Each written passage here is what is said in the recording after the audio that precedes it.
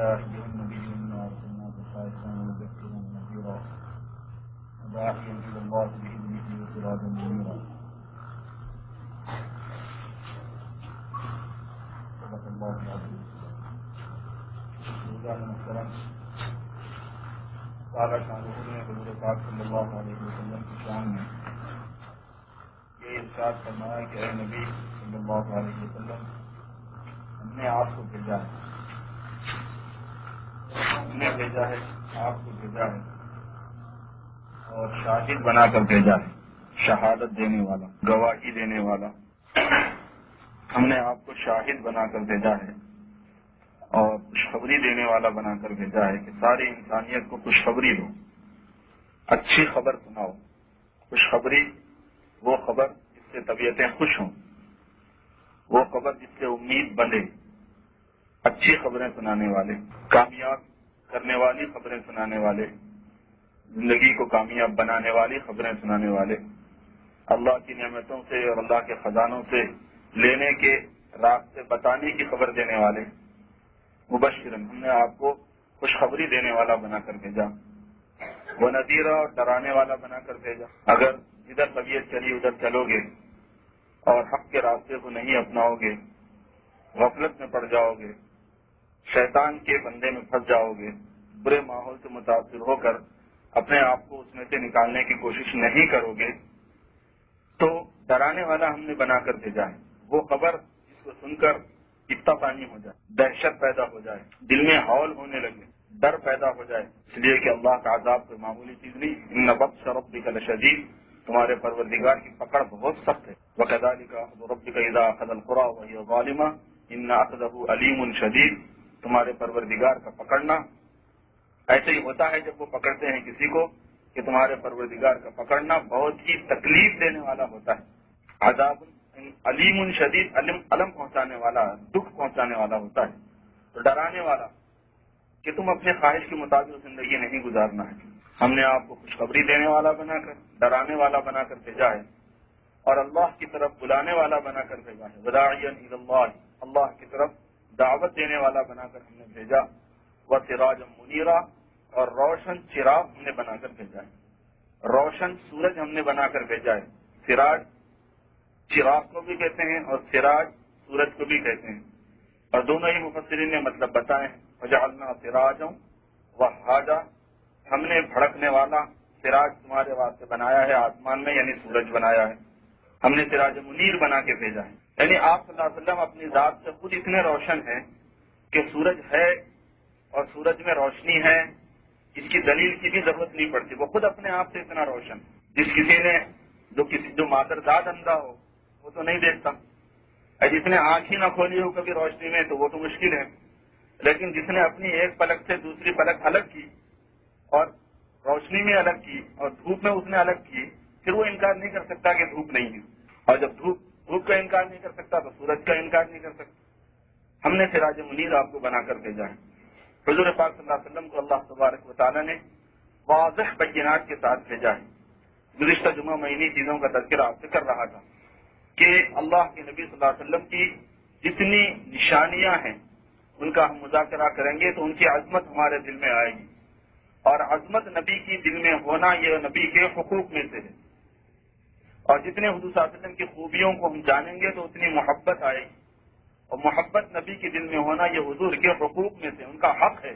اور عظمت اور محبت آ جانے کے بعد میں اتباع آ جائے گی، یعنی ان کی پیروی کرنا، ان کی مان کر چلنا آئے گا. اور ان کی مان کر چلنا یہ ان کے حقوق میں سے، ان کا حق ہے. یہ مطالبہ ہے ان کی طرف سے، طلب ہے کہ تم کو یہ کرنا پڑے گا، تمہارے لیے ہی کرنا پڑے گا. یعنی اللہ کے نبی کو کچھ نہیں پہنچتی اس سے بعد، ان کو کچھ فائدہ ہوتا ہو، یعنی انہی کا خاص فائدہ ہو ایسا نہیں ہے. یہ ہے کہ جو اتباع کرے گا وہ کامیاب ہوگا. عظمت اور محبت اور اطاعت، یہ حضور پاک صلی اللہ علیہ وسلم کے 3 حق ہیں جو ہر امتی پر فرض ہے، چاہے وہ عالم ہو، چاہے وہ غیر عالم ہو، تاجر ہو، ملازم ہو، معمولی ہو، غیر معمولی ہو، شہر کا ہو، دیہات کا ہو، کسی زبان کا بولنے والا ہو، کسی علاقے کا رہنے والا ہو، مرد ہو کہ عورت ہو، جوان ہو کہ بوڑھا ہو، ہر ایک کا حق ہے. ہر ایک پر حضور پاک صلی اللہ علیہ وسلم کے یہ حقوق میں سے ہے کہ آپ کی تعظیم دل میں ہو، سب کی نفی کرنا. اشہد ان محمد رسول اللہ کا کیا مطلب؟ بنی الاسلام علی خمس شہادت اللہ الہ الا اللہ و ان محمد رسول اللہ، لا الہ الا اللہ کی گواہی دینے کے ساتھ محمد الرسول اللہ کی گواہی دینا۔ کیا مطلب محمد الرسول اللہ کی گواہی دینے کا؟ اس کے جو مفاہیم ہیں، جو اس کے مطالب ہیں، ان میں سے ایک یہ بھی ہے کہ تمام شخصیتوں کی نفی کرنا اور ایک شخصیت کا اس بات کرنا کہ اللہ نے جس شخصیت کے ساتھ میں کامیابی وابستہ کی ہے پوری انسانیت کی دنیا اور آخرت کی، وہ جناب رسول اللہ صلی اللہ علیہ وسلم کی ذات گرامی۔ تمام شخصیتوں کی نفی سے کیا مراد ہے؟ مطلب یہ ہے کہ مختلف شعبے ہیں زندگی کے، اور لوگ اپنے کسی شعبے کے اندر بہت آگے تک چلے جاتے ہیں۔ کوئی تجارت کرتے کرتے کرتے کرتے کرتے اتنا بڑا تاجر ہو گیا کہ دنیا کا بیشتر حصہ مالیات کا اس کے اپنے قبضے میں اور کنٹرول میں آ گئے۔ دنیا یہ سمجھتی ہے کہ ہم بھی اتنے بڑے ہو جائیں گے تو وہ کامیاب، اپنے طور پر وہ سمجھتا ہے کہ میں کیونکہ اتنا بڑا کنٹرولر ہو گیا تو میں کامیاب۔ اس کی نفی کرو، اس سے کچھ نہیں ہوتا، حقیقتاً کچھ نہیں ہوتا۔ تاجر اپنی تجارت کو لے کے قبر میں جاتا ہے، وہ حشر میں جاتا ہے۔ تاجر اپنی تجارت میں اور مالدار اپنے مالدار کے سونے اور چاندی کے ڈھیروں پر کیسے موت کے گھاٹ اترتا ہے، اور کیسے چوروں اور ڈکیتوں کے حوالے ہوتا ہے، اور کیسے اس کی نیند اجڑ جاتی ہے کہ راتوں کو اس کی نیند نہیں آتی، اور دل کا سکون اور چین کیسے برباد ہوتا ہے اس کی زندگی سے، حالانکہ مال کا ڈھیر۔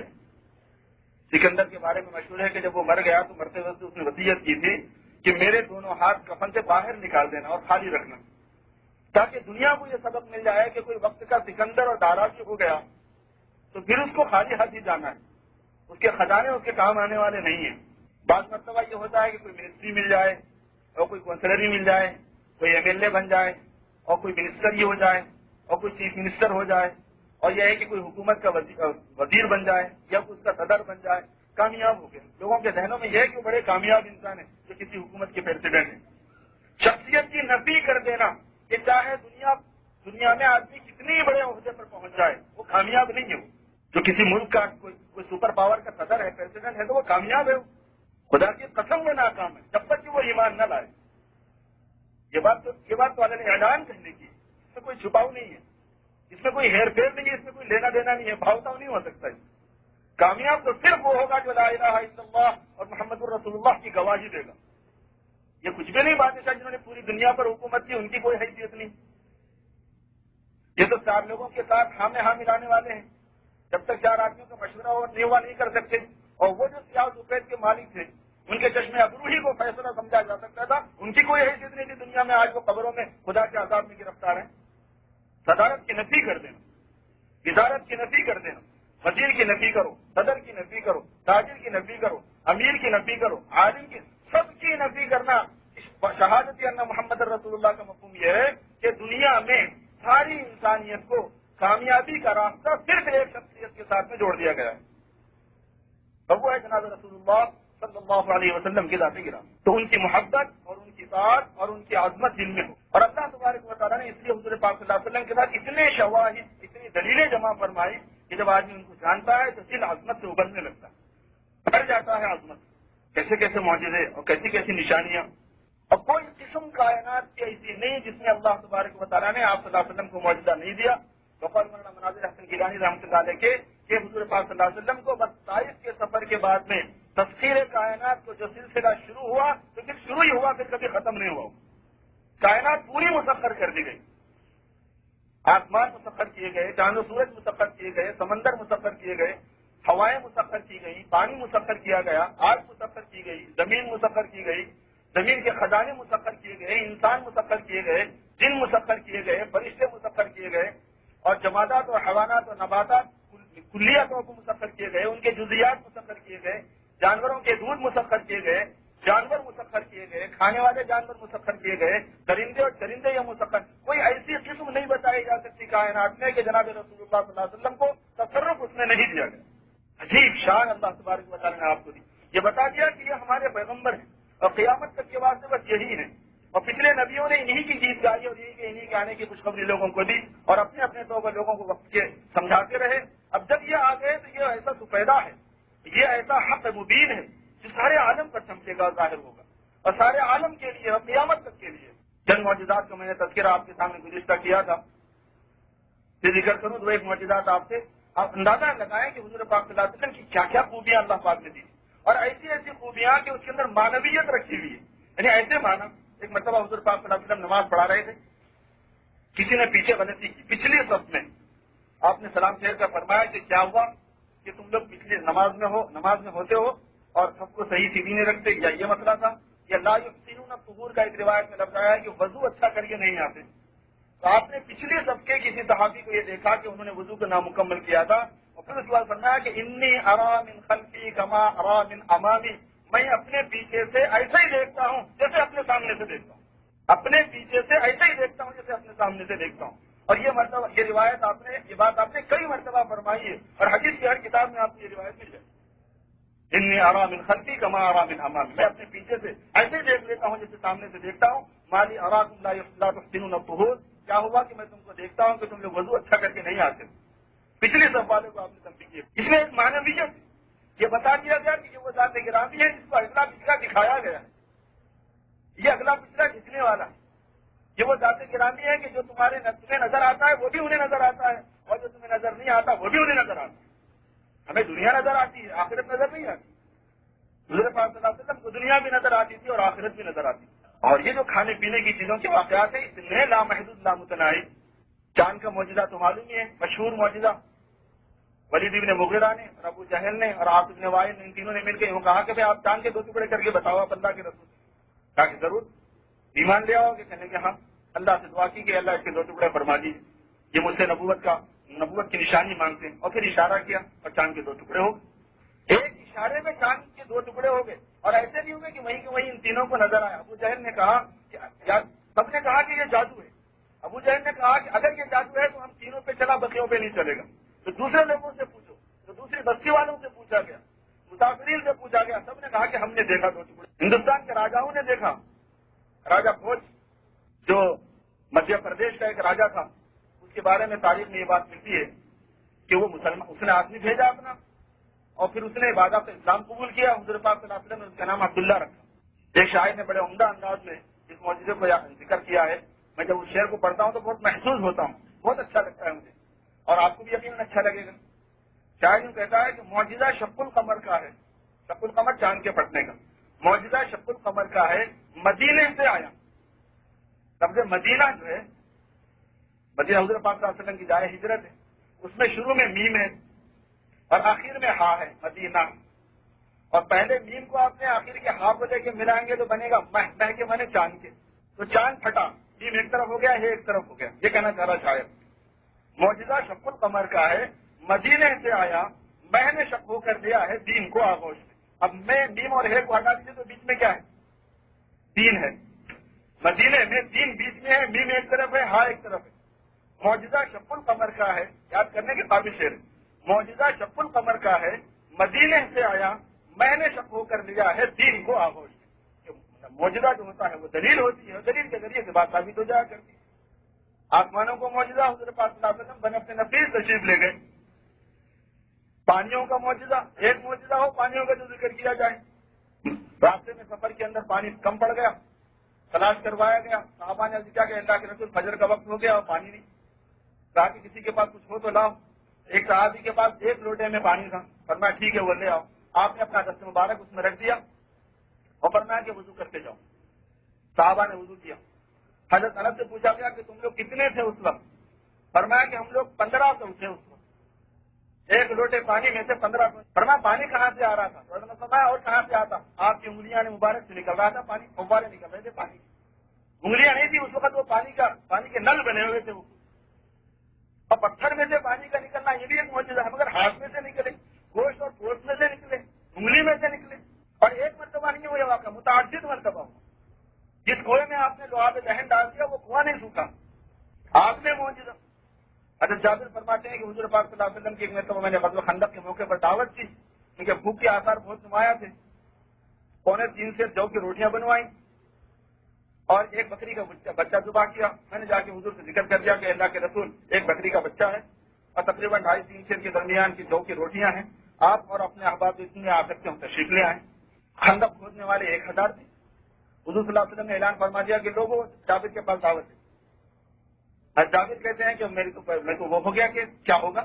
1000 آدمی، بھوکے آدمی، پیٹ پہ پتھر بندھے ہوئے، میدان جنگ کے فوجی، کیسے ہو گئے 3.25؟ اور اپنی بیوی سے ذکر کیا تو ان کی بیوی نے ایک بات کہی، کیا عورتوں کا ایمان تھا، بیوی نے کہا کہ تم نے سب کو دعوت دی اور حضور نے دعوت دی؟ انہوں نے کہا کہ میں نے نہیں دی، میں نے تو حضور کو کہا تھا، کہنے کہ حضور نے سب کو دی، اور میں تم بے فکر رہو، کچھ ہوگا، ہمیں نہیں معلوم کیا ہوگا مگر ہوگا۔ حضور نے فرمایا کہ میں جب تک نہ آؤں اس وقت تک تم کچھ بھی نہ کرنا، آٹا گھون کے رکھنا اور سالن کو ہانڈی پہ رہنے دینا، وہ چولہے پہ رہنے دینا۔ آپ تشریف لائے اور یہ فرمایا کہ ایک روٹی پکانے والے کو بلاؤ، روٹی پکانے والے کو لایا گیا، آپ نے لعاب دہن اس میں ملایا آٹے میں اور سالن میں تھوڑا سا لعاب دہن ملایا اور یہ فرمایا کہ آگ پر سے ہانڈی کو اتارنا نہیں اور جیسے جاؤ نکال کے۔ علماء فرماتے ہیں کہ آگ ہی میں یہ معجزہ ہے کہ جو آگ سالن کو جلانے اور کم کر دینے کا کام کرتی ہے وہ بڑھانے کا کام کر رہی ہے۔ اس کے جابر فرماتے ہیں کہ پورے 1000 کھا گئے، خدا کی قسم میری ہانڈی میں سالن پہلے زیادہ تھا یا بعد میں زیادہ تھا میں فیصلہ نہیں کر سکتا۔ ایک شان تھی جناب رسول اللہ صلی اللہ علیہ وسلم جو اللہ پاک نے، کوئی قسم آپ نہیں بتا سکتے، انسانوں کی قسمیں، جنات کی قسمیں، جانوروں کی قسمیں۔ ایک باغ میں آپ پہنچے، وہاں ایک اونٹ پانی نکال رہا تھا، حضور صلی اللہ علیہ وسلم کو اس نے دیکھا، چھوٹی سی منمناہٹ اس نے کی، اس کے بعد اپنی گردن اس نے زمین پر رکھ دی۔ حضور نے کہا کہ اس کا مالک کہاں ہے؟ بلایا گیا، کہا کہ اس کو مجھے بیچ دو۔ تو مالک نے کہا کہ اگر آپ لینا چاہتے ہیں تو ہم بغیر قیمت کے آپ کو دینے کے لیے تیار ہیں، مگر یہ ہے کہ یہ مالک، اس کا جو مالک ہے اور اس کے جو گھر والے ہیں ان کا گزارا صرف اونٹ پر ہے، اس کے علاوہ اور کوئی ذریعہ معاش ان پر نہیں ہے۔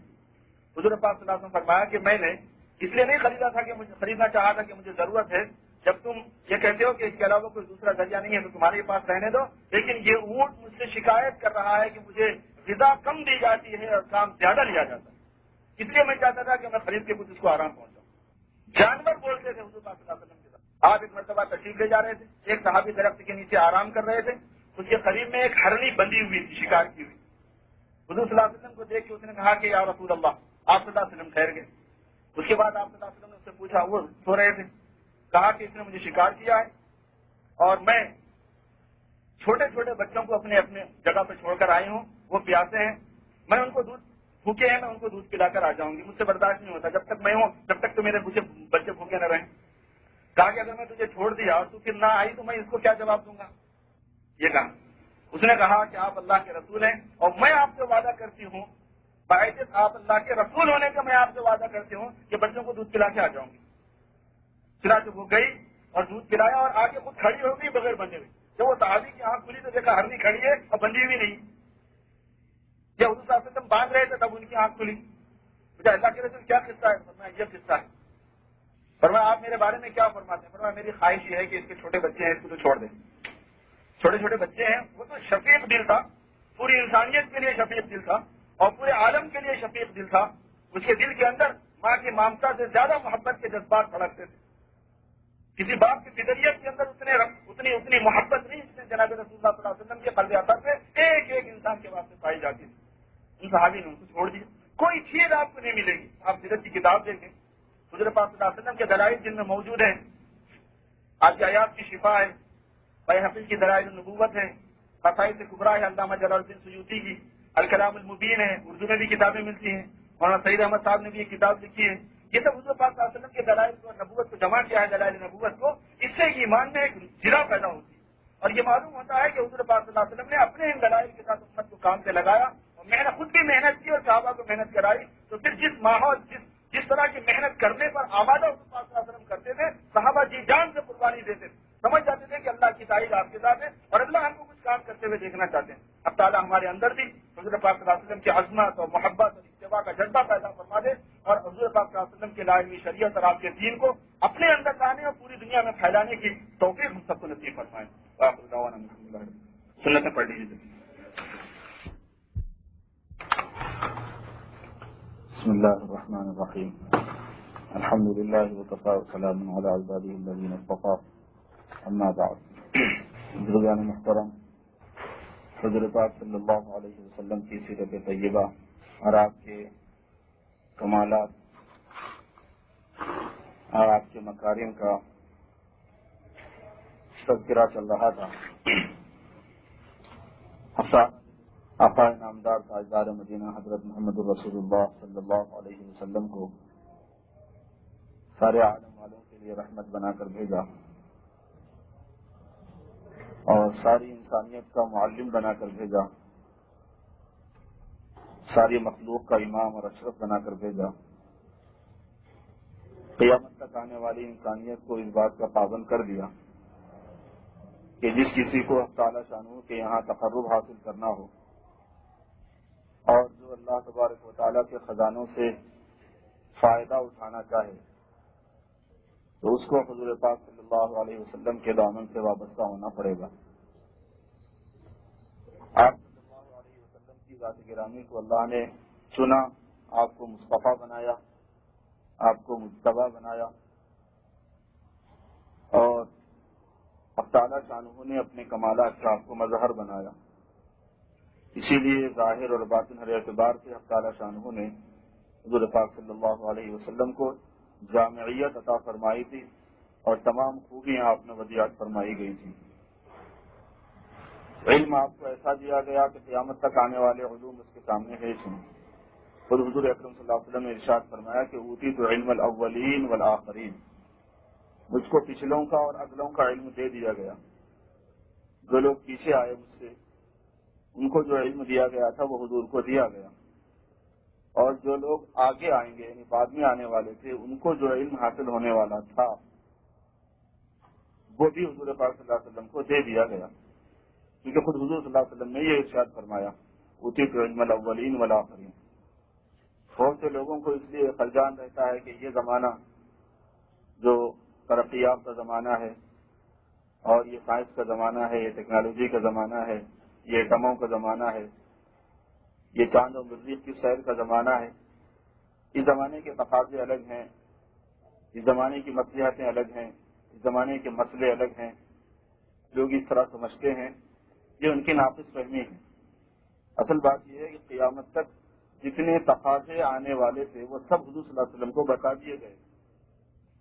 قیامت تک آنے والے حالات کا آپ کو علم دے دیا گیا تھا، اس لیے حضور صلی اللہ علیہ وسلم نے جو اصول اور ضابطے دیے قیامت تک آنے والے انسان کو، اور ہر جگہ کسی بھی جگہ انسان رہے گا تو وہاں والوں کے لیے رہنمائی آپ کی سیرت مبارکہ میں موجود ہے، اور وہاں والوں کے لیے رہنمائی مل جائے گی کہ اللہ تبارک و تعالیٰ کی بندگی کیسے کی جائے گی، نبی پاک صلی اللہ علیہ وسلم کی اتباع کیسے کی جائے گی، وہاں آدمی زندگی کیسے گزارے گا، کیسے کمائے گا، کیسے خرچ کرے گا، اور اس کو کامیاب ہونا ہے تو کیا اصول اور ضابطے ہیں جن سے وہ کامیاب ہوگا۔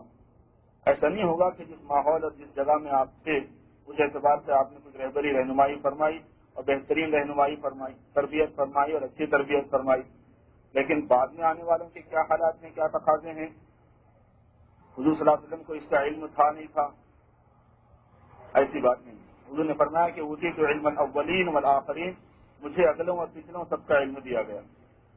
اسی لیے آپ صلی اللہ علیہ وسلم کے معجزات اور کمالات کے متعلق ایک حصہ مستقل وہ ہے جس میں آپ نے پیشین گوئیاں فرمائی۔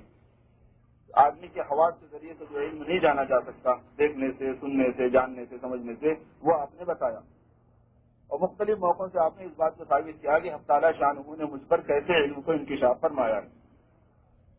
یہ معجزات میں سے ایک بڑا حصہ ہے جس میں آپ نے پیشین گوئیاں فرمائی، ایسا ہوگا اور ایسا ہوگا اور ایسا ہوگا۔ عدی بن حاتم ایک مرتبہ حضور صلی اللہ علیہ وسلم کے بعد بیٹھے ہوئے تھے، حاتم طائی کے بیٹے عدی، حاتم طائی کی ثقافت مشہور ہی ہے، عرب کے مشہور سفیر، بیٹھے ہوئے تھے۔ ایک مرتبہ اتفاق سے حضور صلی اللہ علیہ وسلم سے گفتگو ہونے لگی، اس میں آپ نے فرمایا کہ عدی کبھی حیرہ گئے تم؟ تو کہا کہ حضرت حیرہ تو میں نہیں گیا۔ فرمایا کہ ایک وقت آئے گا کہ حیرہ سے لے کے اور بیت اللہ کا طواف کرنے کے لیے ایک عورت چلے گی اور سوائے اللہ کے کسی کا اس کو خوف نہیں ہوگا۔ عربوں میں خود عدی کہتے ہیں کہ میں اپنے دل میں کہنے لگا کہ دوسرے تو خیر دوسرے ہیں، خود ہمارے قبیلے کے جو ڈکیت ہیں قبیلے طئی کے جو ڈکیت ہیں وہ کیا مر چکے ہوں گے اس وقت، ایک اکیلی عورت کو اس کے زیورات سمیت اکیلی جانے دے دیں گے۔ میں اپنے دل میں سوچنے لگا۔ پھر اس کے بعد حضور نے فرمایا کہ عدی اگر تم زندہ رہو گے تو دیکھو گے کہ کسریٰ کے خزانے مسلمانوں کے ہاتھوں میں آئیں گے۔ تو فرمایا کسریٰ ابن ہرمز، یعنی وہی ایسا کہ صاحب 1000-2000 سال کے بعد میں ان کے خزانے ہمارے پاس آئیں گے، یا اس وقت میں جو موجود تھا ہرمز کا بیٹا اس کے قبضے کے یعنی اس کی دولت ہاتھوں میں آ جائے گی۔ یعنی یہ کام قریب میں ہونے والا ہے یا لانگ ٹائم میں ہونے والا ہے؟ سینکڑوں سالوں کے بعد کبھی ایک وقت آئے گا ایسا ہوگا یا ہمارے جیتے جی ایسا ہو جائے گا؟ پوچھا کسریٰ ابن ہرمز کا جو بیٹا کسریٰ ہے جو اس وقت تخت سلطنت پر خراجمان ہے، اس کے خزانے آئیں گے؟ فرمایا ہاں، کسریٰ ابن ہرمز۔ حضرت علی کہتے ہیں کہ میں نے کسریٰ ابن ہرمز کے خزانوں کو لوٹتے وقت میں خود موجود تھا۔ انہوں نے کہا کہ میں خود موجود تھا جس وقت کسریٰ ابن ہرمز کے خزانوں کو مسلمان جمع کر رہے تھے۔ اور پھر آپ نے فرمایا کہ فتطول سیطول بک الحیات، اگر زندگی رہے گی تو تم یہ دیکھو گے، تم یہ دیکھو گے، تم یہ دیکھو گے۔ اور پھر اس کے بعد حضور صلی اللہ علیہ وسلم نے فوراً آگے کی بات فرما دی، تو فرمایا کہ اللہ تبارک و تعالیٰ کے سامنے لوگ کھڑے ہوں گے، آدمی اپنے سامنے دیکھے گا تو اپنے اعمال کو دیکھے گا، دائیں طرف دیکھے گا تو اپنے اعمال کو سامنے دیکھے گا تو جہنم کو دیکھے گا، دائیں طرف دیکھے گا تو اپنے اعمال کو دیکھے گا، بائیں طرف دیکھے گا تو اپنے اعمال کو دیکھے گا، اور سامنے دیکھے گا تو جہنم کو دیکھے گا۔ اتقوا النار ولو بشق تمرہ، آگ سے بچو چاہے کھجور کے ٹکڑے کو صدقہ، آگ سے اپنے آپ کو بچاؤ اور صدقہ کرو اس کے لیے، اور صدقے میں چاہے تمہیں کھجور کا ٹکڑا دینا پڑے تو بھی دیا کرو، اور اس طرح اپنے آپ کو بچاؤ۔ اور پھر انہوں نے خود عدی ابن حاتم فرماتے ہیں کہ میں نے دیکھا کہ ایک زرینہ، ایک کمزور معمولی سی عورت اپنے زیور کے گچھے کو اچھالتے ہوئے اونٹ پہ جا رہی ہے، اور ہیرا سے لے کے اس نے بیت اللہ کا ارادہ کیا، اور کوئی اس کو درمیان میں ڈسٹرب کرنے والا تک نہیں تھا۔ اتنا امن، اتنی بے خوفی، اتنا سکون، اتنا اطمینان لوگوں کے، یعنی ایک امن عام جس کو کہتے ہیں، جس کے لیے نہ پولیس کی ضرورت ہے، اور جس کے واسطے نہ تو جناب والا جیل خانوں کی ضرورت ہے، نہ اس کے واسطے اس طرح کے انتظامات، کچھ نہیں، بس اللہ تبارک و تعالیٰ کا خوف، آخرت میں جواب دہی کا تصور، اور اللہ تبارک و تعالیٰ کو راضی کرنے کا ایک شوق، جذبہ ایسا کہ ایک انسان دوسرے انسان کے لیے رحمت بن گیا۔ آپ نے پیشین گوئی فرما دیا، ہو بہو ویسے ہی ہوئی جیسے آپ نے فرما دیا تھا۔ ایسے سینکڑوں واقعات ہیں جو سیرت کی کتابوں میں لکھے ہوئے ہیں جو صرف پیشین گوئی سے متعلق ہیں۔ آپ نے فرمایا کہ ایسا ہوگا اور ایسا ہوگا اور ایسا ہوگا۔ حضرت علی رضی اللہ تعالیٰ عنہ کے بارے میں آتا ہے کہ حضور نے ان کو شہادت کے بارے میں سمجھا دیا تھا کہ تم شہید ہوں گے، اور جن کے بارے میں کہہ دیا گیا کہ وہ شہید ہوں گے ان کو اتنا یقین تھا، جس حضرت عثمان کے بارے میں بھی فرمایا تھا کہ تم شہید ہوں گے، تو ان کو یقین تھا۔ ایک مرتبہ احد پر آپ تشریف فرماتے، احد پہاڑ پر حضرت صدیق اکبر ساتھ میں تھے، اور حضرت عثمان ساتھ میں تھے، حضرت عمر ساتھ میں تھے، حضور صلی اللہ علیہ وسلم تھے۔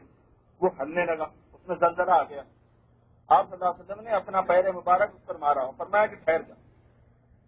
کیا تفصیل تھی اور کیا بادشاہت تھی، اور کیا اللہ تبارک و تعالیٰ نے آپ کو متصرف بنایا تھا کا مخلوق پر کہ ہر چیز آپ کی بات مانتی۔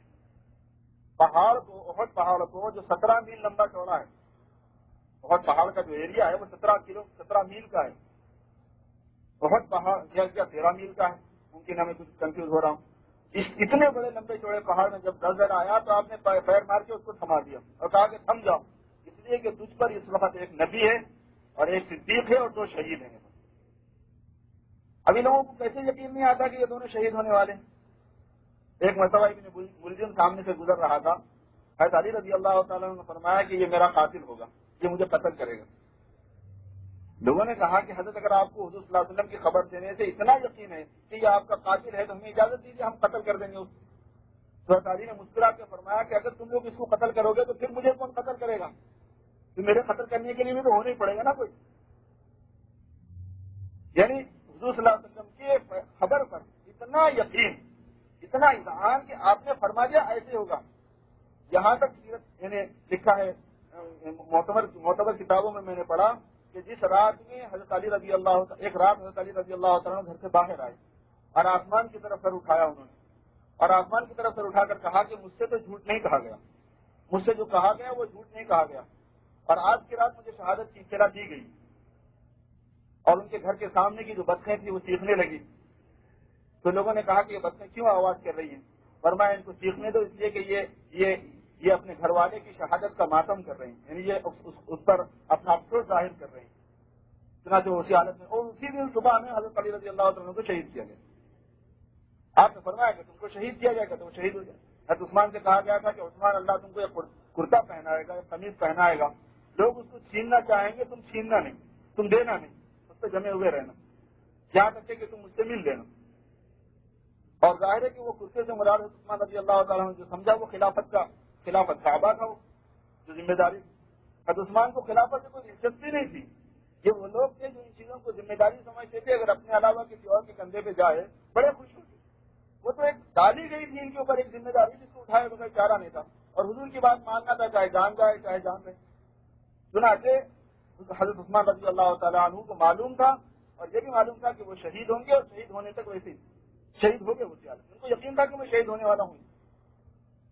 جو آپ نے فرما دیا. قرآن پاک میں ایسی بہت سی پیشین گوئیاں ہیں کیونکہ قرآن پاک سے آپ کے اوپر نازل ہوا, تو قرآن پاک کے ذریعے سے جو آپ نے پیشین گوئیاں دی وہ بھی آپ کا معجزہ ہے, اور اس کے بغیر جو آپ نے پیشین گوئیاں دی وہ بھی آپ کا معجزہ ہے. حاتم ابن ابی بلتع وہ جو ایک مکے والوں کو خبر دینے کے لیے ایک عورت کو بھیجنے لگے کہ صاحب تھوڑی سی جاسوسی میں کر دوں ان لوگوں کے ساتھ تاکہ مکے والوں پر میرا احسان رہے اور وہ میرے جو بیوی بچے وہاں پر ہیں ان کے اوپر ظلم نہ کریں, ان کے ساتھ میں سلوک کریں. یہ ان کا خیال تھا, اس لیے انہوں نے تھوڑی سی جاسوسی کر دی. حضور اکرم صلی اللہ علیہ وسلم نے فوراً بھیج دیا علی کو اور ان کے ساتھ دو اور کو کہ دیکھو یہ فلاں جگہ جانا, فلاں جگہ پر ایک بوڑھی ملے گی, اس جگہ پر اس کے پاس ایک خط ہوگا, وہ خط لے کے تم آنا. ان لوگوں کو اتنا یقین تھا کہ ایسے ہی ہونے والا. چنانچہ علی رضی اللہ تعالیٰ عنہ گئے جہاں حضور نے خبر دیا تھا وہیں انہوں نے پایا اس کو, اور پھر اس کے بعد کہا کہ تیرے پاس کوئی خط ہے؟ اس نے کہا نہیں. اس نے کہا کہ تیرے پاس خط ہے تجھے دینا ہوگا. اس نے کہا میرے پاس نہیں ہے, میں تو ایک کمزور ضعیف عورت ہوں. تو حضرت علی تو صاحب بصیرت تھی, وہ غصہ ہو گئے. انہوں نے فرمایا کہ یا تو خط نکال اپنا یا پھر ہم تیرے کپڑے اتار دیں گے. اب جو گھبرائی تھا میرے کپڑے اتار دیں گے, تو اس نے پھر اپنی چوٹی کھولی اور بالوں کے اندر کے حصے سے اس نے ایک خط نکال کے دیا جس میں یہاں کے کچھ حالات لکھ کے وہاں بھیجے گئے. پھر ان کو بلایا گیا کہ حاطب کو. لوگوں نے سمجھا کہ یہ منافق ہیں, مگر معلوم ہوا کہ نہیں یہ منافق نہیں, اس بات سے کہ بدر کے شرکاء میں تھے. اور میں کہ تم کو کس چیز نے آمادہ کیا تھا کہ تم یہاں کی جاسوسی کر دو؟ انہوں نے کہا کہ اللہ کے رسول کوئی بات نہیں, نہ میرے ایمان میں کمی ہے, نہ میرے اور کوئی بات ہے, نہ مجھے اس میں کوئی شک شبہ ہے. بس یہ کہ میرے بیوی بچے وہاں مکے میں رہتے ہیں, ان پر مظالم ہوتے ہیں. تو میں نے یہ سمجھا کہ اگر میں مکے والوں پر اس طرح سے احسان کر دوں گا تو یہ وہاں امن میں رہیں گے. بچوں کی محبت نے مجھے اس بات پر آمادہ کیا. حضور صلی اللہ علیہ وسلم نے ان کو چھوڑ دیا. تو غرض یہ کہ آپ نے بتا دیا کہ فلاں جگہ پر فلاں واقعہ ہے, بس ویسے ہی ہوگا. تو اس اللہ کے رسول کو یہ بات نہیں معلوم کہ 14ویں صدی میں کیا ہوگا, 15ویں صدی میں کیا ہوگا, امریکہ میں کیا ہے, رشیا میں کیا ہے, اور پیرس میں کیا ہونے والا ہے, اس کو یہ نہیں معلوم. ابو موسیٰ فرماتے ہیں کہ قام فینا خطیبا, حضور پاک صلی اللہ علیہ وسلم ایک مرتبہ خطیب کے حیثیت سے ہم نے کھڑے ہوئے اور اب سے لے کر قیامت تک جو حالات ہونے والے تھے سب آپ نے بیان فرمانا شروع کر دیا. حفظ من حفظ ونسیہ من نسیہ, جس نے یاد رکھا اس نے یاد رکھا, جو بھول گیا وہ بھول گیا. جب کوئی واقعہ ہوتا ہے تو ہمیں یاد آ جاتا ہے کہ ہاں اس واقعے کی تو حضور پاک صلی اللہ علیہ وسلم نے خبر دی, کیونکہ وہ چیزیں ایسی تھیں کہ وہ ایک مرتبہ سنائی گئی اور چونکہ ان کو دیکھا نہیں گیا تھا تو وہ ذہن میں نہیں رہی. تو جو چیز سامنے آتی تو صحابہ اس کو یاد کرتے تھے کہ ہاں یہ تو وہ چیز ہے جس کی جناب رسول اللہ صلی اللہ علیہ وسلم نے ہمیں خبر دی تھی اور ہمیں اطلاع دی تھی. میں یہ مضمون اس طرح عرض کر رہا تھا کہ ہم تعالیٰ شان نے حضور پاک صلی اللہ علیہ وسلم کو جو معجزات دیے اور جو کمالات عطا فرمائے وہ ہماری ہنسی ہیں, اور کائنات کی ہر چیز میں آپ کو مسخر کی گئی, اور کائنات کی ہر چیز میں آپ کے معجزات دکھائے گئے. علمی معجزات آپ کو دیے گئے, پیشین گوئیوں کے اعتبار سے 67 معجزات آپ کو دیے گئے.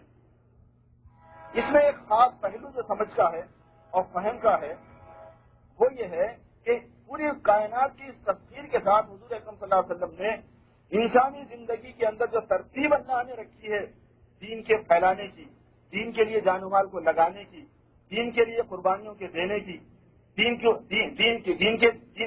کو اپنانے کی, اور اس کے لیے جو مشقتیں آتی ہیں ان کو برداشت کرنے کی, اس کو نہیں بدلا آپ نے.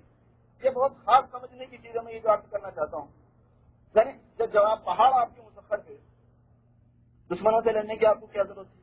جب آپ ہوا آپ کی بات مانتی تھی تو دشمنوں سے مٹ بھیڑی کی اور خندق کھودنے کی اور پیٹوں پہ پتھر باندھنے کی بڑا اس کی کیا ضرورت پڑ جاتی تھی؟ جب کائنات آپ کو مسخر کر دی گئی تھی تو پھر غار ثور میں جا کے چھپنے کی اور اتنی مشقت اٹھانے کی. غار ثور کا تو قصہ یہ ہے کہ غار ثور نے خود کہا ہلما الیہ یا رسول اللہ, اللہ کے رسول آپ میرے پاس آئیں, میں اسی لیے ہوں کہ آپ کی حفاظت کروں, مجھے اللہ نے اس کام کے لیے مقرر کیا ہے. حضور صلی اللہ علیہ وسلم کو یہ پہاڑ مسخر کیا گیا اور اس پہاڑ نے حضور صلی اللہ علیہ وسلم کو خود بلایا ہجرت کے موقع پر. لیکن یہی نبی اپنے صاحب کے ساتھ یقول لصاحبہ لا تحزن ان اللہ معنا, یعنی صدیق اکبر رضی اللہ عنہ کے ساتھ کتنی دور ہے, کتنی اوپر چڑھنا پڑتا ہے غار ثور. جو لوگ حاجی ہیں اور غار ثور پر انہوں نے چڑھا ہوگا تو آج کے سچویشن پہ بھی کتنا رسک لے کے آدمی چلتا ہے. پوچھیں ان لوگوں سے جو حج کر کے اوپر چڑھ کے آئے 2 گھنٹے سے زیادہ تو صرف چڑھنے میں لگ جاتے ہیں اور بول نہیں سکتے کہ کہاں پیر پھسلے گا اور کہاں آدمی کی ہڈی پسلی گولا ہو جائے گی. آج تک بھی وہ مشکل ہو جاتی, اتنی مشقت آپ نے برداشت کی. مورخین لکھتے ہیں کہ حضور صلی اللہ علیہ وسلم نے کتنی مشقت برداشت کی اس کا اندازہ, اور دشمنوں نے کتنی دشمنی کی اس کا اندازہ غار ثور پہ چڑھنے سے ہوتا ہے. کہ کہاں تک حضور کا تعاقب کیا گیا اور کہاں تک حضور نے اپنے کو بچایا اور چھپے. یہ سب مشقتیں آپ نے برداشت. یعنی کائنات جس کے لیے مسخر ہے وہ میدان جنگ میں بھی ہے. کائنات جس کے لیے مسخر ہے وہ راتوں کی عبادت میں پیروں پہ ورم ہے. کائنات جس کے لیے مسخر ہے اس نے صحابہ کو میدان جہاد کے اندر اتار دیا ہے. اور کائنات جس کے لیے مسخر ہے اس کے پیٹوں پہ پتھر بندھے ہوئے ہیں. اور کائنات جس کے لیے مسخر ہے گھر میں چولہا اس کے 2 مہینے تک نہیں سلگتا ہے. اور کائنات جس کے لیے مسخر ہے اس کے ماننے والے اور اس کے شہید اور اس کے اشاق کے بیویاں یہ بیوہ ہو رہی ہیں, اس کے بچے یہ یتیم ہو رہے ہیں. یہ چیز سمجھنے کی ہے کہ اللہ تعالیٰ شانہ نے یہ جو نشانیاں دی ہیں وہ اس بات کو سمجھانے کے لیے کہ یہ ہمارے نبی ہیں. یہ نبی جس راستے پر تم کو لے چلیں اور جس راستے پہ تمہیں ڈالیں اور جو رہنمائی اور رہبری تمہاری کریں تم اس کو فالو کرو. اس میں تمہاری کامیابی. ہم چاہتے ہی ہیں. ہم نے یہ رزم اور بزم اسی لیے سجائی کہ دنیا کو اسی لیے ہم نے بنایا ہے. ہم اس میں انسان کو اتاریں گے, اس میں انسان کو رکھیں گے, اس میں انسان کو ذرہ اور ذرہ میں آزمائیں گے. اس کو دیکھا جائے گا کہ اس کے جذبات ہمارے لیے ہیں کہ دوسروں کے لیے, اس کا مال ہمارے لیے ہے کہ دوسروں کے لیے, اس کی جان ہمارے لیے ہے کہ دوسروں کے لیے. وہ اپنے مولا کی خاطر کتنا پسینہ بہانے پر آمادہ ہے. وہ اپنے اللہ کے لیے اور اپنے دین کے حیات کے لیے کتنا خون بہا سکتا ہے. وہ کتنے جذبات کو ملیامید کر سکتا ہے. اپنی خواہشات پر کیوں کر وہ کنٹرول کر سکتا ہے. یہی تو اللہ پاک دیکھنا چاہتے ہیں. اس لیے حضور اکرم صلی اللہ علیہ وسلم نے بڑی ہما تمام خصوصیات و معجزات یہ ثابت ہو جانے کے بعد میں کہ آپ اللہ کے رسول ہیں, آپ اللہ کے پیغمبر ہیں. اور بالکل کلحیان کشب فی النہار, جیسا کہ سورج دن کے اجالے کے اندر دوپہری کے وقت میں جب وہ نکلا ہوا ہو جیسے وہ تابناک ہوتا ہے. جناب رسول اللہ صلی اللہ علیہ وسلم کی رسالت کو اللہ رب العزت نے ایسے ہی تابناک کیا اور پھر آپ کے بتائے ہوئے راستے پر صحابہ کو چلوایا. اس لیے صحابہ کرام نے ہر طرح کی مشقتیں محنتیں برداشت کی. یہ سبق ہے, یہ سمجھنے کی چیز ہے ہر مسلمان کو کہ جس نبی جس رحمت للعالمین کے ساتھ جس نبی کے ساتھ معجزات کا اتنا لامتناہی سلسلہ تعالیٰ نے جوڑا, کوئی نبی دین کے لیے کس طرح کی قربانی دلواتے ہیں اور دین کے وجود میں لانے کے لیے قرآن و حدیث والی زندگی کو وجود میں لانے کے لیے جو ترتیب اختیار کرتے ہیں اس ترتیب کو جب حضور نے صحابہ کے ذریعے سے اختیار کروایا, اس کا مطلب یہ کہ وہی راستہ قیامت تک کے واسطے انسانوں کو اپنانا ہوگا. اب تعالیٰ شان ہم سب کو عمل کی توفیق عطا فرمائے.